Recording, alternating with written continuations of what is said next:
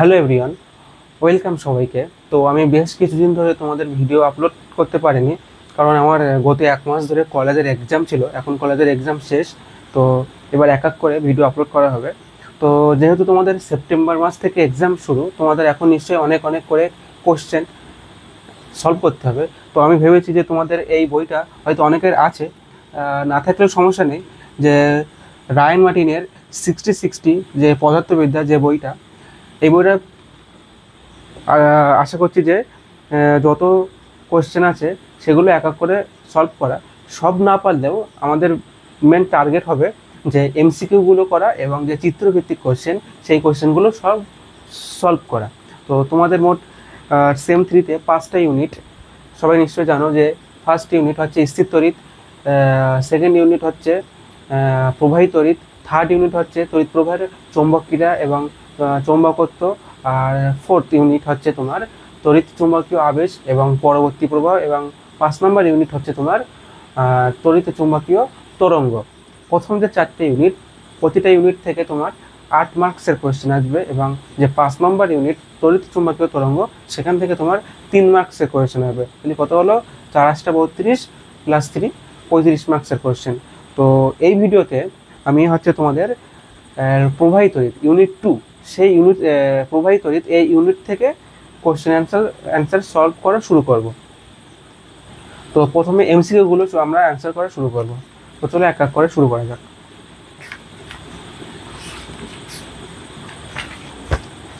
তো ফার্স্ট কোয়েশ্চেনটা দেখো। ফার্স্ট কোয়েশ্চেনে কি বলছে যে একটি তারের মধ্যে দিয়ে প্রবাহ মাত্রা I = এত অ্যাম্পিয়ার আর 2 সেকেন্ড সময়ে পরিবাহীর কোনো প্রস্থচ্ছেদের মধ্যে দিয়ে প্রবাহিত আধানের মান কত? আমাদের এখানে আধানের মান বার করতে হবে। কোশ্চেন নাম্বার 1, এখানে I এর ভ্যালু দেওয়া আছে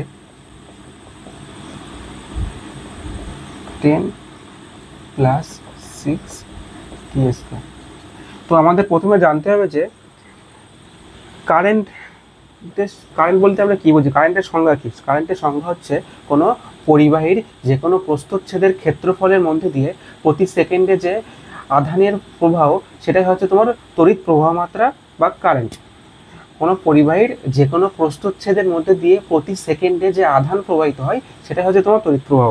তো আমাদের এখানে এসে আধানের মানটা বার করতে হবে। এখন আমরা কারেন্টের সংজ্ঞায় কি জানি? কারেন্টের সংজ্ঞায় হচ্ছে তোমার I = Q/T।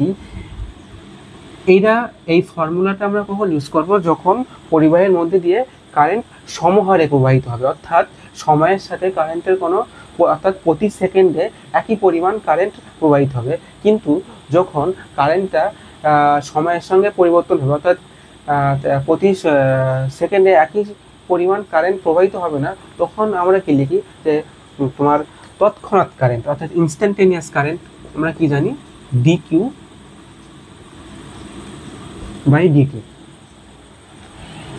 আমাদের বার করতে হবে যে 2 সেকেন্ড সময়ে পরিবাহীর কোনো প্রস্থচ্ছেদের মধ্যে দিয়ে প্রবাহিত আধানের মান কত হবে। তো এইটাকে আমরা কি লিখতে পারি? dQ = I/dt।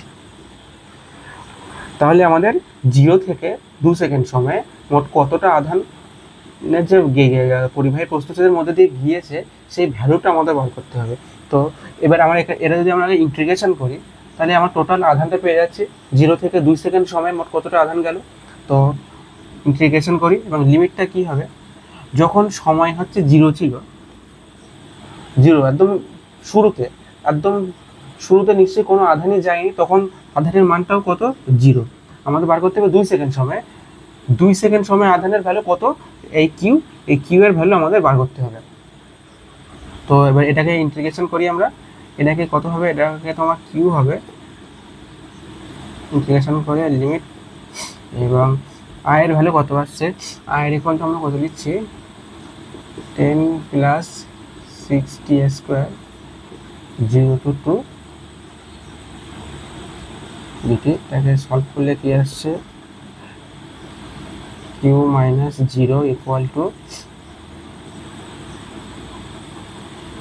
10t + 6t³/3 = 0 to 2। Q equal two আমরা কি লিখতে পারছি আপার লিমিট, তাহলে এখান থেকে আসে 20 প্লাস 3 দুগুণে 6 2 প্লাস 2 এর পাওয়ার 3, তাহলে হচ্ছে এটাকে আমরা কি লিখতে পারি 20 প্লাস এর 8 8 দুগুণে 16, তাহলে Q equal two 36 coulomb.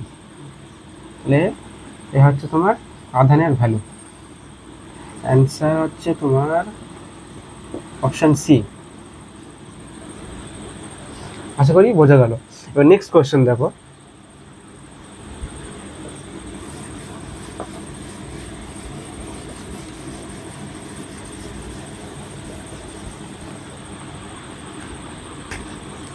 Next question বলছে অ্যাম্পিয়ার ঘন্টা কোন ভৌত রাশির একক? অ্যাম্পিয়ার কিসের একক? অ্যাম্পিয়ার হচ্ছে তোমার কারেন্টের একক, ঘন্টা কিসের একক?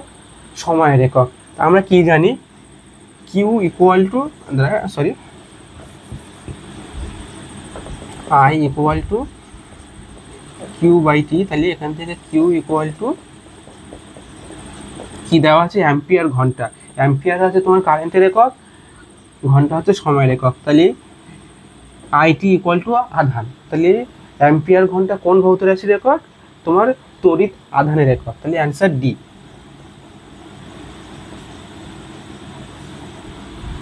ঠিক আছে, 3 নম্বর কোয়েশ্চেন দেখো। 3 নম্বর এক কোয়েশ্চেন বলছে 1 অ্যাম্পিয়ার কিসের সমতুল্য? 1 অ্যাম্পিয়ার কিসের সমতুল্য? তাহলে আমরা ফর্মুলা কি আই ইকুয়াল টু কিউ/টি। তাহলে 1 অ্যাম্পিয়ার আমরা কি লিখতে পারি 1 অ্যাম্পিয়ার ইকুয়াল টু 1 কুলম্ব/1 সেকেন্ড। তাহলে এটাকে কি লিখতে পারি কুলম্ব সেকেন্ড ইনভার্স। এটা কত নম্বর অপশন? অপশন হচ্ছে বি। বুঝে গেল তো 3 নম্বর। এবারে 4 নম্বর কোয়েশ্চেন দেখো। 4 নম্বর কোয়েশ্চেনটা আগে পড়ো ভালো করে। তো 4 নম্বর কোয়েশ্চেনে কি বলছে যে বৃত্তীয় কক্ষপথে একটি ইলেকট্রন প্রতি সেকেন্ডে 3 × 10⁻15 বার পাক খায়, তাহলে ওই রূপে তড়িৎ প্রবাহ কত? তা আমরা তড়িৎ প্রবাহের সংজ্ঞায় কি জানি যে প্রতি সেকেন্ডে পরিবাহের যে কোনো প্রস্থচ্ছেদের মধ্যে দিয়ে আধানের যে প্রবাহ সেটাই হচ্ছে তোমার তড়িৎ প্রবাহ মাত্রা। তো এখানে বলছে একটা ইলেকট্রন প্রতি সেকেন্ডে ধরো n বার পাক খায়, একটা ইলেকট্রন প্রতি সেকেন্ডে n বার পাক খায়, তাহলে সেই তড়িৎ প্রবাহ কত হবে? I equal to Q by T. কতবার পাক খায়? ধরো n বার পাক খায় এবং চার্জটা কত ই, সময় কত প্রতি সেকেন্ডে 1 সেকেন্ডে প্রতি সেকেন্ডে। তাহলে n এর ভ্যালু এখানে কত দেওয়া 3 × 10⁻15 এবং ইলেকট্রনের চার্জ কত 1.6 × 10⁻−19 কুলম্ব। এবং এটাকে যদি আমরা ক্যালকুলেশন করি তাহলে ভ্যালুটা কত আসছে দেখো 3 × 10⁻15 into 1.6 into 10⁻−19 4.8 into 10⁻⁻4 ampere. 4.8 into 10⁻⁻4 ampere. এটাকে আমরা কি লিখতে পারি দেখো 0.48 10⁻³ অ্যাম্পিয়ার। তাহলে 10⁻³ অ্যাম্পিয়ার ইকুয়াল টু এত মিলি অ্যাম্পিয়ার। তাহলে অপশন বি।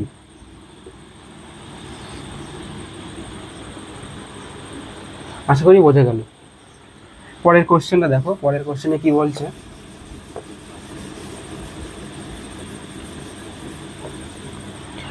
পরের কোশ্চেনে বলছে যে একটি ই আধান সম্পন্ন একটি ইলেকট্রন আর ব্যাসার্ধের একটি বৃত্তপথে ভি স্থির গতিতে ঘুরলে তড়িৎ প্রবাহ মাত্রা কত হবে?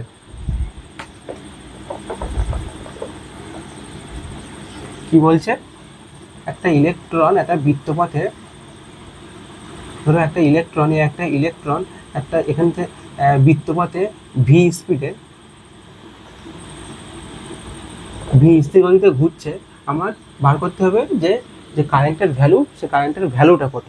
তো আমাদের প্রথমে বার করতে হবে যে ইলেকট্রনটা এখান থেকে যাত্রা শুরু করে আবার এখানে আসতে ঠিক কতটা সময় নেয়।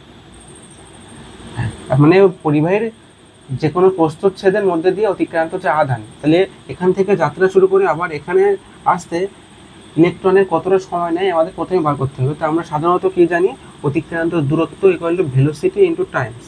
ইলেকট্রনটা এখান থেকে যাত্রা শুরু করে এবার এখানে আসলে কতটা পথ অতিক্রম করলো, 2πr পরিধি 2πr, ভেলোসিটি কত ভি এবং ইন্টু টি। এখান থেকে টি এর ভ্যালু কত আসছে, 2πr/v। এটা হচ্ছে ইলেকট্রনের টাইম পিরিয়ড বা পর্যায়কাল একটা বৃত্তাকার কক্ষপথে। তো এখান থেকে আমি টি এর ভ্যালু পেয়ে যাচ্ছি। তাহলে এবার সিম্পল কারেন্টের ভ্যালু কত হবে, I equal to Q/T। Q এর ভ্যালু কত, আধানের ভ্যালু কত হচ্ছে ইলেকট্রন, এবং টি এর ভ্যালু কত 2πr/v। তাহলে I ইকুয়াল টু আমরা কি লিখতে পারি, EV/2πr। এটা কত নম্বর অপশন, এটা হচ্ছে সি। আশা করি বোঝা গেল। প্রথমে আমাদের কি বার করে নিতে হবে, ইলেকট্রনটা একটা পূর্ণ পর্যায়কাল করতে কতটা সময় নেয়, ইলেকট্রনের যে টাইম পিরিয়ড একটা পূর্ণ পথ অতিক্রম করে আবার যেখান থেকে যাত্রা শুরু করেছে ঠিক সেখানে আসতে কতটা সময় নেয়, এতটা সময় নেয়। আমি টাইম পিরিয়ড পেয়ে যাচ্ছি, তাহলে এখানে আমি ফর্মুলায় বসিয়ে দিলে কারেন্টের ভ্যালুটা পেয়ে যাচ্ছে। আশা করি বোঝা গেল। সেকেন্ড, তারপরের কোশ্চেনটা দেখো। এবার তারপরের কোশ্চেনে কি বলছে দেখো, বলছে একটি স্প্রিং এর মধ্যে দিয়ে তড়িৎ প্রবাহিত হলে স্প্রিংটা কি হবে। অপশনগুলোতে কি কি আছে, অপশনে বলছে সংকুচিত হবে, প্রসারিত হবে, দুলতে থাকবে, একই রকমের হবে। অর্থাৎ কি বলছে, এই ধরো একটা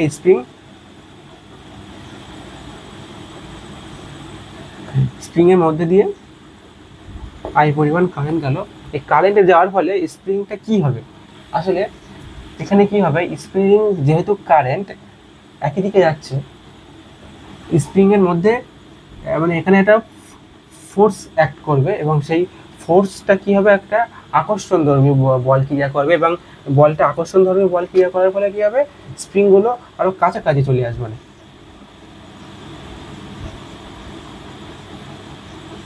কারেন্ট যাওয়ার ফলে স্প্রিং এর আগের যে লেন্থটা ছিল এখন সেটা আরো ছোট হয়ে আসবে কারেন্টটা যাওয়ার ফলে। যদি স্প্রিং এর মধ্যে দিয়ে কোনো কারেন্ট যায় অর্থাৎ তাহলে কি হবে, স্প্রিংটা আমার এখানে সংকুচিত হচ্ছে। তাহলে এটা এখানে হচ্ছে এর অপশন হবে এ, অ্যান্সার। 7 নম্বর কোয়েশ্চেনটা দেখো। 7 নম্বর কোয়েশ্চেন আর ফার্স্ট কোয়েশ্চেন দুটোই একই ধরনের কোয়েশ্চেন, সেম।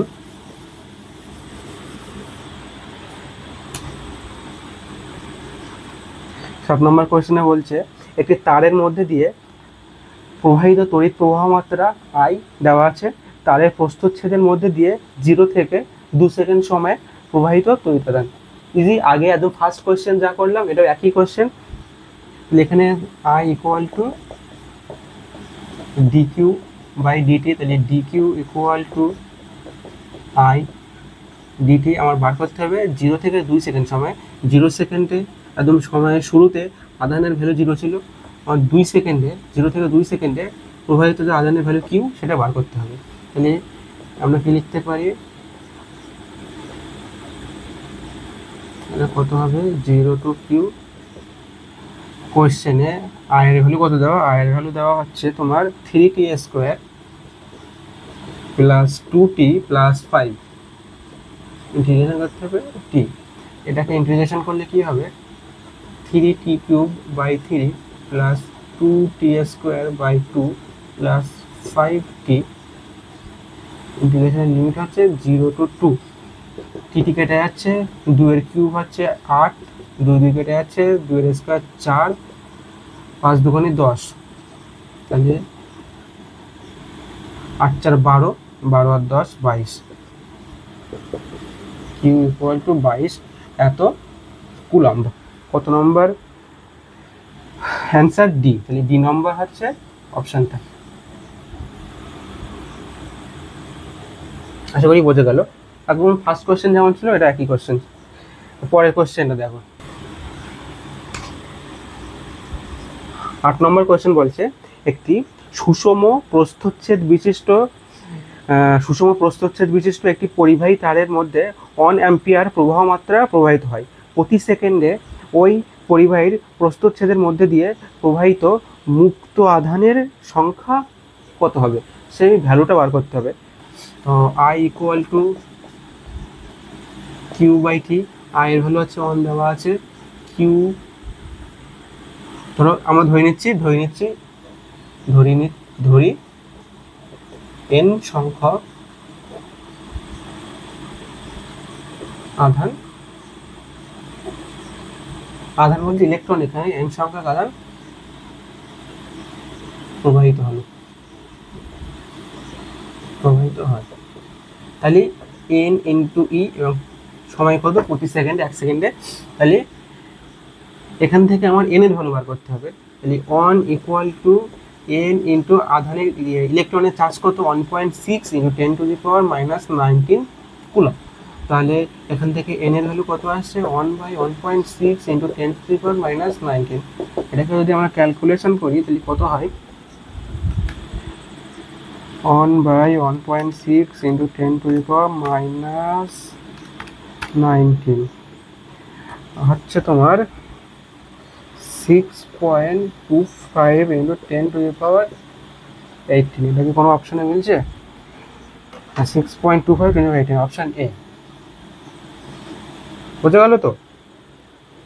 আমরা ধরে নিচ্ছি n সংখ্যক ইলেকট্রন তারের মধ্যে দিয়ে যাচ্ছে, n সংখ্যক ইলেকট্রন। তাহলে আমরা কি লিখতে পারি, আমরা জানি কিউ ইকুয়াল টু এন, এবং প্রতি সেকেন্ডে বলতে 1 সেকেন্ডে, এবং দেওয়া আছে যে কত কারেন্টের প্রবাহিত করছে, 1 অ্যাম্পিয়ার কারেন্ট। তাহলে এখান থেকে আমরা n এর ভ্যালু পেয়ে যাচ্ছি, এত সংখ্যক ইলেকট্রন প্রতি সেকেন্ডে ওই তারের ওই নির্দিষ্ট প্রস্থচ্ছেদের মধ্যে দিয়ে প্রবাহিত হচ্ছে। আশা করি বোঝা গেল। 9 নম্বর কোশ্চেনে কি বলছে, যদি একটি তামার তারের মধ্যে দিয়ে 1 মিলি অ্যাম্পিয়ার বিদ্যুৎ প্রবাহিত হয়, তাহলে প্রতি সেকেন্ডে তারের একটি নির্দিষ্ট বিন্দু দিয়ে কতগুলি ইলেকট্রন প্রবাহিত হবে। একই কোশ্চেন, আগেরটাই কি ছিল, 1 অ্যাম্পিয়ার, এটা হচ্ছে 1 মিলি অ্যাম্পিয়ার, সেম। তো এখানে আই এর ভ্যালু কত দেওয়া, 1 মিলি অ্যাম্পিয়ার। এটাকে আমরা কি লিখতে পারি, 1 ইন্টু 10⁻⁻³ অ্যাম্পিয়ার। তাহলে আমাদের এখানে কি বার করতে হবে, কিউ বাই টি। একইভাবে আমরা ধরে নিচ্ছি n সংখ্যক ইলেকট্রন প্রবাহিত হলো,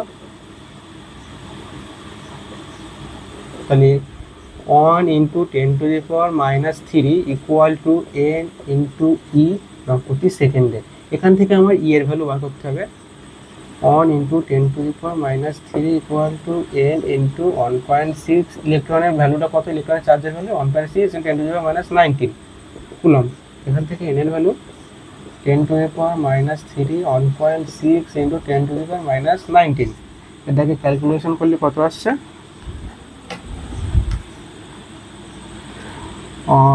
10⁻³ ভাগ 1.6 ইন্টু 10⁻⁻19, 6.25 ইন্টু 10⁻15। এত সংখ্যক। কোনো অপশান মিলছে? হ্যাঁ, অপশান বি। বোঝা গেল নিশ্চয়ই কীভাবে হলো। আগের কোয়েশ্চেন আর এই কোয়েশ্চেনটা পুরো সেম। তো পরের কোয়েশ্চেনে কি বলছে দেখো, 10 নম্বর কোয়েশ্চেন। 10 নম্বর কোয়েশ্চেনে বলছে, একটি ধাতব তারের প্রস্থচ্ছেদের মধ্যে দিয়ে 6 সেকেন্ডে ধরো 3 ইন্টু 10⁻20 সংখ্যক ইলেকট্রন প্রবাহিত হলে প্রবাহ মাত্রার মান কত হবে। তো এখানে তোমার, আর আমরা জানি I equal to Q by T. I equal to ধরো n সংখ্যক ইলেকট্রন প্রবাহিত হচ্ছে আমার এখানে টি, এখানে আমার n এর ভ্যালু দেওয়া আছে 3 ইন্টু 10⁻20। 3 ইন্টু 10⁻20, ইলেকট্রনের চার্জ হচ্ছে 1.6 ইন্টু 10⁻⁻19, এবং এতগুলো আধান কত সময় ধরে প্রবাহিত হচ্ছে, 6 সেকেন্ড সময় ধরে। তাহলে আমার কারেন্টের ভ্যালুটা কত আসছে,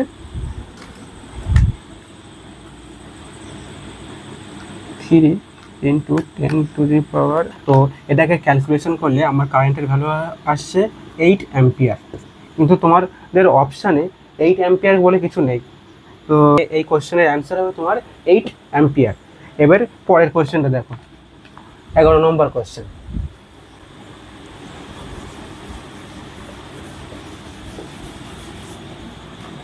এগারো নম্বর কোশ্চেনে কি বলছে, একটি তার দিয়ে প্রবাহিত তড়িতের পরিমাণ সময়ের সঙ্গে I = 3t² + 3t + 5 সমীকরণ অনুযায়ী পরিবর্তিত হয়। t = 2 সেকেন্ড সময়ে তারের প্রস্থচ্ছেদ মধ্যে দিয়ে যে পরিমাণ তড়িৎ আধান প্রবাহিত হয়। একই কোশ্চেন, একদম ফার্স্ট কোশ্চেন, 11 নম্বর কোশ্চেন, আর তোমার আর কত আর হচ্ছে 7 নম্বর কোশ্চেন, তিনটেই পুরো একই কোশ্চেন। কি বলছে এখানে, আয়ের ভ্যালু কত বলছে, আয়ের ভ্যালু হচ্ছে 3t² + 3t + 5। এখান থেকে আমার বার করতে হবে আধানের ভ্যালু, তাহলে এখানে dq = I dt, 0q কত সেকেন্ডে, 0 to 2, এখান থেকে এটা q আসবে, এটা 0 to 2, আয়ের ভ্যালু কত 3t² + 3t + 5 এত টি, তাহলে এটা কত আসে t³ + 3/2t² + 5t, 0 to 2, এটা কত আসছে তোমার 8 + 3/2 × 4 + 10, 8 + 6 + 10,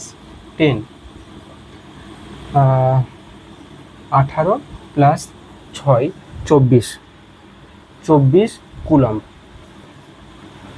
অপশান সি। আশা করি বোঝা গেল। এই পার্টটা হচ্ছে তোমার কেবলমাত্র তড়িৎ প্রবাহ মাত্রা নিয়ে যে এমসিকিউ, সেই এমসিকিউগুলো আমরা সলভ করলাম।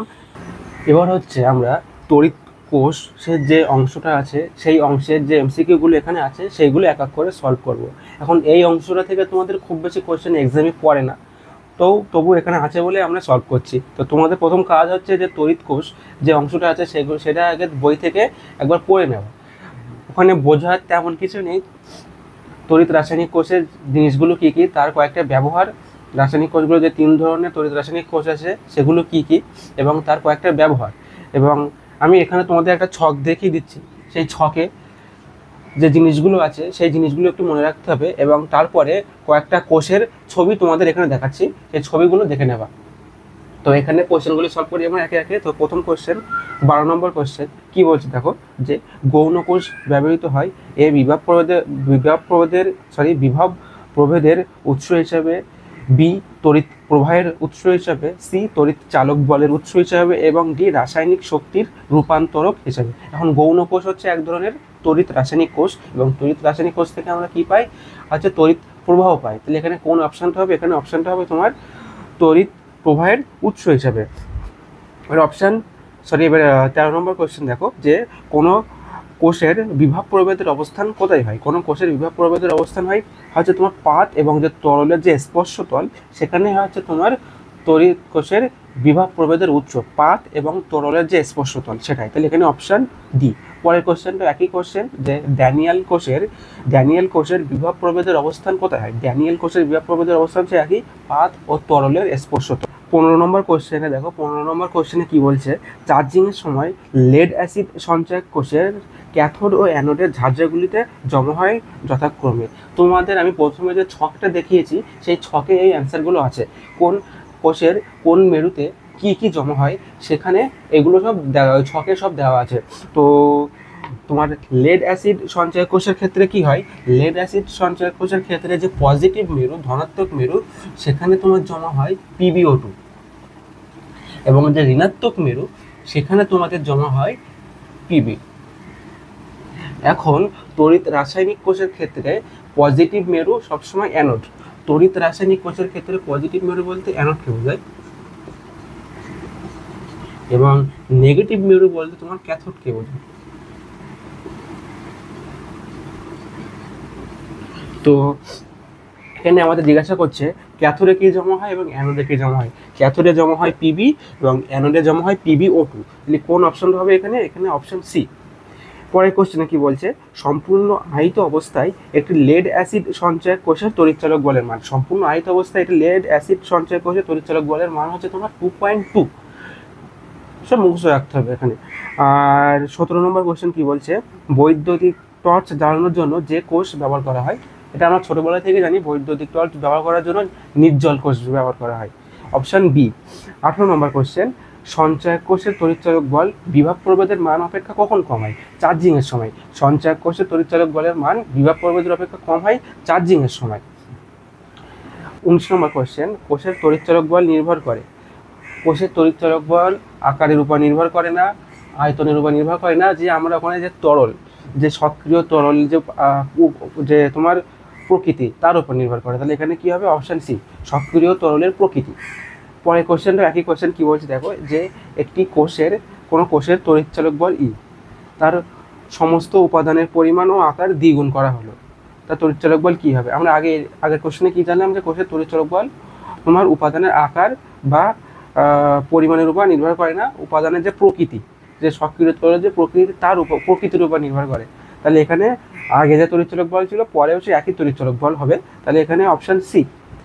21 নম্বর কোশ্চেন, লেকল্যান্ডস কোষের তড়িৎচালক বল কত? লেকল্যান্ডস কোষের তড়িৎচালক বল হচ্ছে তোমার 1.5 ভোল্ট। সঞ্চয়ক কোষের সামর্থ্য একক, সঞ্চয়ক কোষের সামর্থ্য একক হচ্ছে তোমার অ্যাম্পিয়ার ঘন্টা। সঞ্চয়ক কোষের সামর্থ্য একক হচ্ছে তোমার অ্যাম্পিয়ার ঘন্টা। 23 নম্বর কোশ্চেন বলছে যে 60 অ্যাম্পিয়ার আওয়ার সামর্থ্যের একটি কোষ সম্পূর্ণভাবে ক্ষরিত অবস্থায় আছে। তাহলে 5 অ্যাম্পিয়ার কোষটিকে আহিতকরণের জন্য নিচের 4টি সময়ের কোনটি সঠিক? একটা 60 অ্যাম্পিয়ার আওয়ার যে সঞ্চয় কোষ, সেটা সম্পূর্ণ ক্ষরিত অবস্থায় আছে। এখন 5 অ্যাম্পিয়ার এই কোষটিকে সম্পূর্ণভাবে আহিতকরণের জন্য কত সময় লাগবে?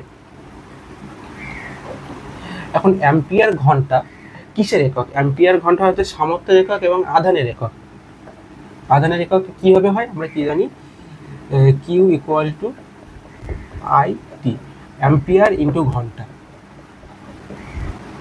Ampere hour. তাহলে অ্যাম্পিয়ার আওয়ার কিসের একক? আধানের একক। তাহলে এখানে কত ভ্যালুটা কত দেওয়া আছে? 60 অ্যাম্পিয়ার আওয়ার। 5 অ্যাম্পিয়ার কিসের একক? কারেন্টের একক। তাহলে আমার কতটা সময় লাগবে? তাহলে এখান থেকে কিউ ইকুয়াল টু, তাহলে আমরা জানি এখান থেকে আমরা কি লিখতে পারি, T equal to Q by I. তাহলে এখান থেকে 60 অ্যাম্পিয়ার আওয়ার বাই 5 অ্যাম্পিয়ার, তাহলে এখানে হচ্ছে 12 আওয়ার। সম্পূর্ণ আহিত করতে কত সময় লাগবে? 12 ঘন্টা সময় লাগবে। তো তড়িৎ কোষ থেকে এই এমসিকিউগুলো তোমাদের আছে। তো এবারে আমরা ওহমের সূত্র টপিকস রিলেটেড যে এমসিকিউগুলো, সেই এমসিকিউগুলো একে একে সলভ করব। তো প্রথম কোশ্চেন, এখানে 24 নম্বর কোশ্চেনটা কি বলছে দেখো, যে একটি পরিবাহীর ভিআই লেখচিত্র ভি অক্ষের সঙ্গে থিটা কোণ করে, তাহলে পরিবাহীর রোধ কত হবে? একটি পরিবাহীর ভিআই লেখচিত্র ভি অক্ষের সঙ্গে থিটা কোণ করে, তা আমাদের প্রথমে জানতে হবে যে ভিআই, পরিবাহীর যে ভিআই লেখচিত্র, সেটা কেমন দেখতে।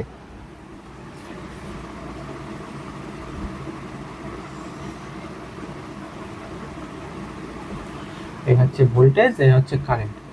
এখন যদি পরিবাহীটা অহমীয় পরিবাহী হয়, ঠিক আছে, যদি পরিবাহীটা অহমীয় পরিবাহী হয়, তাহলে ভিআই লেখচিত্রটা এরকম হয়, লিনিয়ার গ্রাফ হয়, একটা লিনিয়ার গ্রাফ। তো এখান থেকে, এই গ্রাফ থেকে আমাদের পরিবাহীর যে রেজিস্ট্যান্স, রোধ, সে রোধের ভ্যালুটা বার করতে হবে। এবং এখানে বলছে যে ভিআই লেখচিত্র ভি অক্ষের সঙ্গে থিটা কোণ করে। তো এখান থেকে আমাদের পরিবাহীর যে রোধ, সেই রোধের ভ্যালুটা আমাদের বার করতে হবে। তো আমরা জানি যে এই ভিআই লেখচিত্রের যে নতি, যে স্লোপ, সেই স্লোপটা আমাদের রেজিস্ট্যান্স 1/r এর ভ্যালুটা দেয়। অর্থাৎ এই ভিআই লেখচিত্র যে স্লোপ, সেই স্লোপ থেকে, যে স্লোপ বলতে এখানে নতি, সেই নতি থেকে আমরা কি পাবো? সেই নতি থেকে আমরা 1/r, সেই 1/r এর ভ্যালুটা পাবো। তো তো আমাদের প্রথমে বার করতে হবে এই ভিআই যে লেখচিত্র, এই ভিআই লেখচিত্রের নতি স্লোপ, সেই স্লোপটা আমাদের বার করতে হবে। তো এই ভিআই লেখচিত্রের স্লোপটা কি হবে,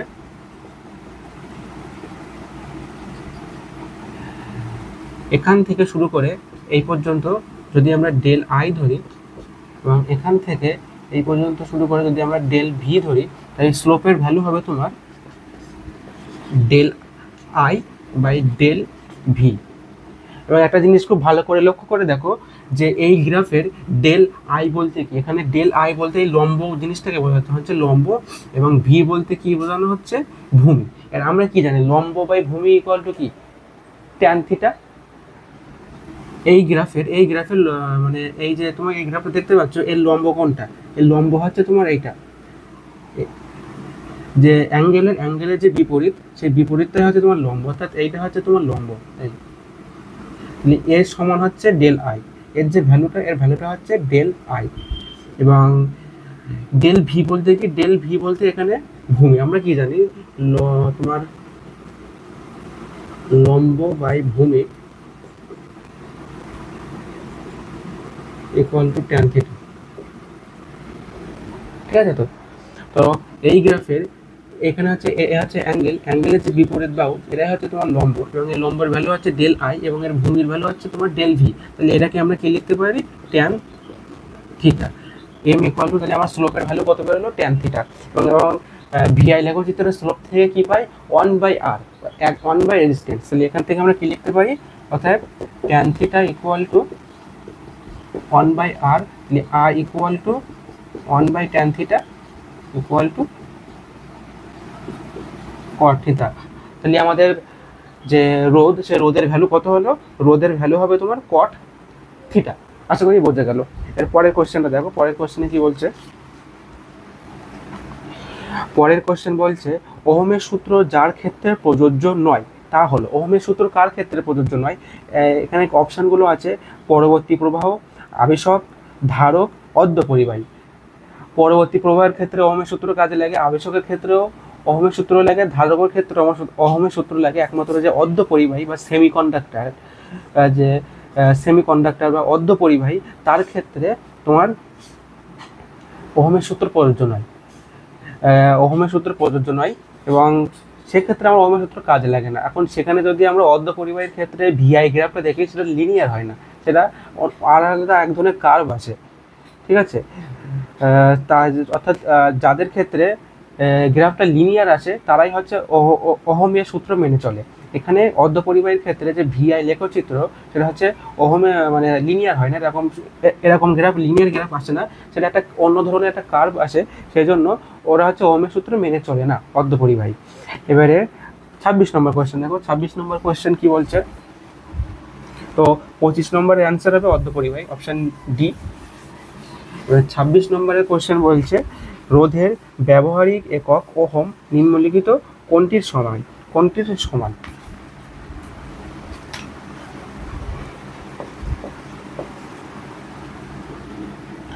রোধের ব্যবহারিক একক ওহম নিম্নলিখিত কোনটির সমান। আমরা জানি যে একটা রিলেশন আছে যে 1 ohm equal to 10⁹ EMU, 1 ohm equal to 10⁹ EMU। তাহলে এখানে অপশন এটা হবে, রোধের ব্যবহারিক একক EMU এককে হচ্ছে তোমার এই, তাহলে অপশান এ। অর্ধপরিবাহী 27 নম্বর কোয়েশ্চেন, ওহমের সূত্র কোনটিকে নির্দেশ করে, তড়িৎ প্রবাহের মাত্রা। ওহমের সূত্রটা কি, ভি ইকুয়াল টু IR। ওহমের সূত্র কোনটিকে নির্দেশ করে, তড়িৎ প্রবাহের গতি, ভোল্টেজের পরিমাণ, প্রতিরোধের পরিমাণ। দেখো এগুলো সবগুলোই আমরা পরিমাপ করতে পারি ওহমের সূত্র থেকে। তড়িৎ প্রবাহের গতি, তোমার ভোল্টেজের পরিমাণ ভি, এবং প্রতিরোধের পরিমাণ, সবগুলোই আমরা ওহমের সূত্র থেকে বার করতে পারি। তাহলে এখানে অপশান সবগুলোই সঠিক, উপরের সবগুলোই। সেকেন্ড 28 নম্বর কোয়েশ্চেন কি বলছে, কোনো পরিবাহীর তড়িৎ প্রবাহ মাত্রার পরিবর্তন 2% হলে ওই পরিবাহীর দুই প্রান্তের বিভব প্রভেদের পরিবর্তন কি হবে। এখন এই গ্রাফটা দেখো, ভিআই লেখচিত্র, এই গ্রাফটা হচ্ছে লিনিয়ার পরিবর্তন, যতটা ভি পরিবর্তন হচ্ছে ঠিক ততটাই হচ্ছে তোমার কারেন্টের পরিবর্তন হচ্ছে। তাহলে এখানে কি বলছে, কোনো পরিবাহীর তড়িৎ মাত্রার পরিবর্তন 2% হলে, অর্থাৎ ভোল্টেজ যদি 2% পরিবর্তন হয়, তোমার কারেন্টও কত পার্সেন্ট পরিবর্তন হবে? কারেন্টও ঠিক একই 2% পরিবর্তন হবে। তাহলে এখানে অপশান ডি বোঝা গেল তো, যে কোনো ভি এবং আই এদের মধ্যে যে রিলেশন, সেই রিলেশনটা হচ্ছে লিনিয়ার, অর্থাৎ ভি যতটা পরিবর্তন হবে আই ঠিক ততটাই পরিবর্তন হবে। তাহলে এখানে যদি ভি 2% পরিবর্তন হয়, তোমার কারেন্টও 2% পরিবর্তন হবে। এবার 29 নম্বর কোয়েশ্চেন কি বলছে, একটি পরিবাহীর দুই প্রান্তের বিভব প্রভেদ এবং তড়িৎ প্রবাহ মাত্রার বিভিন্ন মানের জন্য অঙ্কিত ভিআই লেখচিত্র একটি অধিবৃত্ত হয়। তাহলে পরিবাহীটি এ ওহমের সূত্র মেনে চলে, বি ওহমের সূত্র মেনে চলে না, সি ওহমের সূত্র আংশিক মেনে চলে, এবং কোনোটি নয়। কি বলছে, ভিআই যে লেখচিত্রটা, এই ভিআই লেখচিত্রটা তোমার অধিবৃত্ত। ভিআই লেখচিত্রটা তোমার হচ্ছে অধিবৃত্ত, ঠিক আছে, মানে অনেকটা এরকম অধিবৃত্ত। এখন যেসব পরিবাহীর ক্ষেত্রে ভিআই লেখচিত্রটা এরকম লিনিয়ার হয়, তারা কেবলমাত্র ওহমের সূত্র মেনে চলে, এবং যারা হচ্ছে লিনিয়ার হয় না, তারা ওহমের সূত্র মেনে চলে না। তাহলে এখানে লিনিয়ার যেহেতু হচ্ছে না, তাহলে অপশন বি, এরা ওহমের সূত্র মেনে চলে না। এবার 30 নম্বর কোয়েশ্চেন দেখো,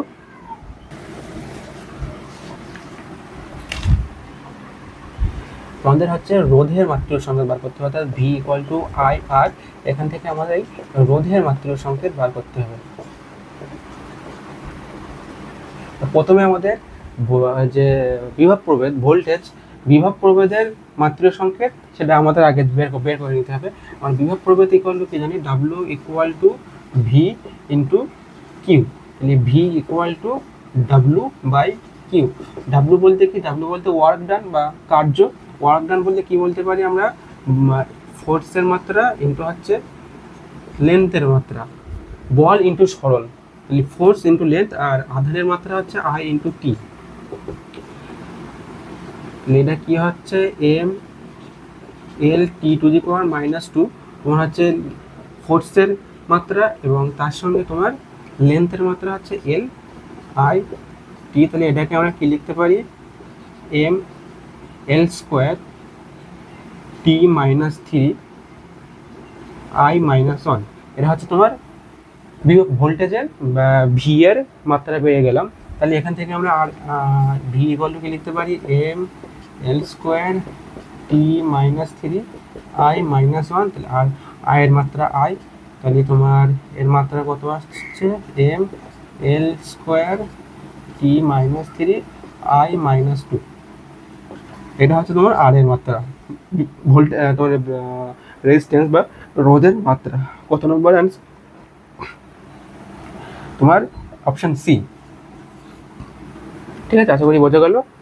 31 নম্বর কোয়েশ্চেন কি বলছে, নিচের কোনটি অওহমীয় রোধের উদাহরণ, অর্থাৎ অওহমীয় রোধ বলতে তাদের হচ্ছে ভিআই লেখচিত্র লিনিয়ার হবে না। তাহলে এদের মধ্যে কোনটি, এদের মধ্যে হচ্ছে তোমার ডায়োডের। ডায়োডের ক্ষেত্রে কি হয়, এক্সপোনেনশিয়াল কার্ভ আসে, এক্সপোনেনশিয়াল। ঠিক আছে, ডায়োডের ক্ষেত্রে যে ভিআই যে গ্রাফটা, সেটা হচ্ছে এক্সপোনেনশিয়াল, সেটা লিনিয়ার নয়, সেজন্য যে ডায়োডের হচ্ছে একটা অওহমীয় পরিবাহী। অপশন 32, অর্থাৎ 30 নম্বর কোয়েশ্চেন, 32 নম্বর কোয়েশ্চেনে কি বলছে, নিচের কোনটি অওহমীয় পরিবাহী নয়, মানে কোনটা অহমীয় পরিবাহী। এখানে অহমীয় পরিবাহী হচ্ছে তোমার হচ্ছে আয়রন, সিলিকন। সিলিকন হচ্ছে তোমার ডায়োড, ডায়োডের ক্ষেত্রে সিলিকন লাগে, এটা হচ্ছে তোমার একটি অহমীয় পরিবাহী। জার্মেনিয়াম হচ্ছে সিলিকন, মানে তোমার সিলিকন বলছি কেন, জার্মেনিয়াম হচ্ছে তোমার ডায়োড ক্ষেত্রে কাজে লাগে, মানে ডায়োড জার্মেনিয়াম দিয়ে ডায়োড তৈরি হয়, সিলিকন দিয়েও ডায়োড তৈরি হয়। এই দুটো হচ্ছে সব তোমার অহমীয় পরিবাহী। এবং প্রায় 22 নল, এটা হচ্ছে একটা অহমীয় পরিবাহী, কেবলমাত্র আয়রন যে লোহা, সেটাই হচ্ছে তোমার অহমীয় পরিবাহী। তো এই ভিডিওতে এই এমসিকিউগুলো সলভ করলাম। এর পরের যে ভিডিওতে আমরা সলভ করব পরিবাহী যে রোধের নির্ভরতা, যে সেই যে তার রিলেটেড যে এমসিকিউগুলো আছে সেইগুলো, তারপরে আছে তোমার রোধের সমবায়, এই সবগুলো নিয়ে পরের যে ভিডিওতে সেই এমসিকিউগুলো নিয়ে আলোচনা করব। তো এই ভিডিওটা এই পর্যন্তই রাখা হচ্ছে।